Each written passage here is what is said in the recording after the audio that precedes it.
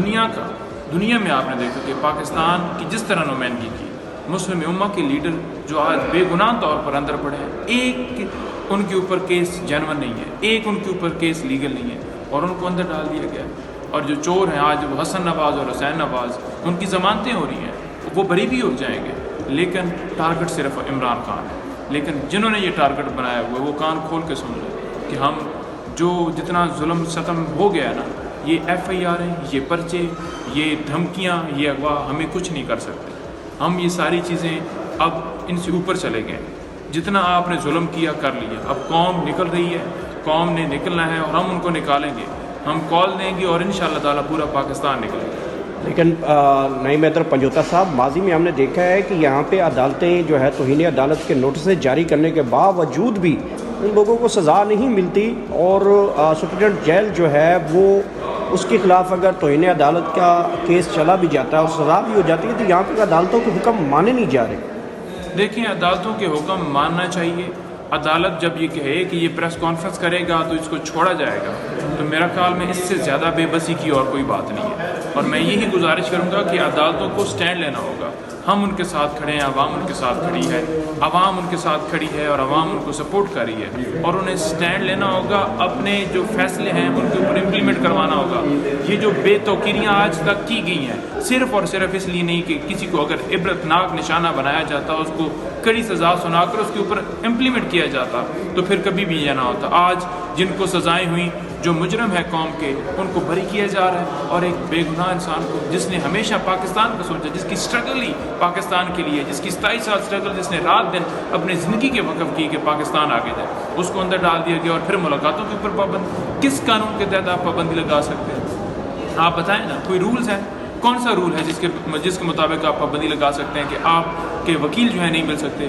Threats ہیں، آپ وہاں پر سیکیورٹی کے انتظامات کریں، وہ اسٹیٹ کا کام ہے، لیکن یہ کیا طریقہ ہے کہ کوئی وکیل نہیں مل سکتا، اس کی فیملی نہیں مل سکتی؟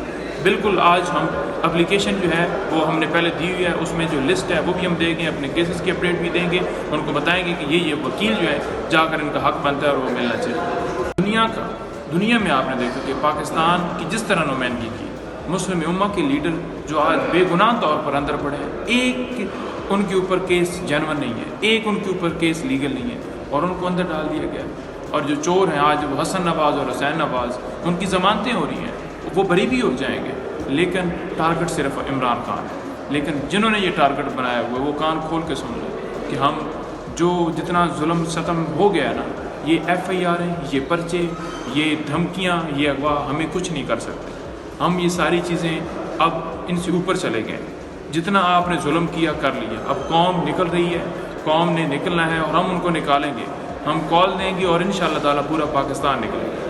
لیکن نعیم حیدر پنجوتا صاحب، ماضی میں ہم نے دیکھا ہے کہ یہاں پہ عدالتیں جو ہے توہین عدالت کے نوٹسیں جاری کرنے کے باوجود بھی ان لوگوں کو سزا نہیں ملتی، اور سپرنٹینڈنٹ جیل جو ہے وہ اس کے خلاف اگر توہین عدالت کا کیس چلا بھی جاتا ہے اور سزا بھی ہو جاتی ہے تو یہاں پہ عدالتوں کے حکم مانے نہیں جا رہے۔ دیکھیں، عدالتوں کے حکم ماننا چاہیے۔ عدالت جب یہ کہے کہ یہ پریس کانفرنس کرے گا تو اس کو چھوڑا جائے گا، تو میرا خیال میں اس سے زیادہ بے بسی کی اور کوئی بات نہیں ہے۔ اور میں یہی گزارش کروں گا کہ عدالتوں کو سٹینڈ لینا ہوگا۔ ہم ان کے ساتھ کھڑے ہیں، عوام ان کے ساتھ کھڑی ہے، عوام ان کے ساتھ کھڑی ہے اور عوام ان کو سپورٹ کر رہی ہے، اور انہیں سٹینڈ لینا ہوگا، اپنے جو فیصلے ہیں ان کے اوپر امپلیمنٹ کروانا ہوگا۔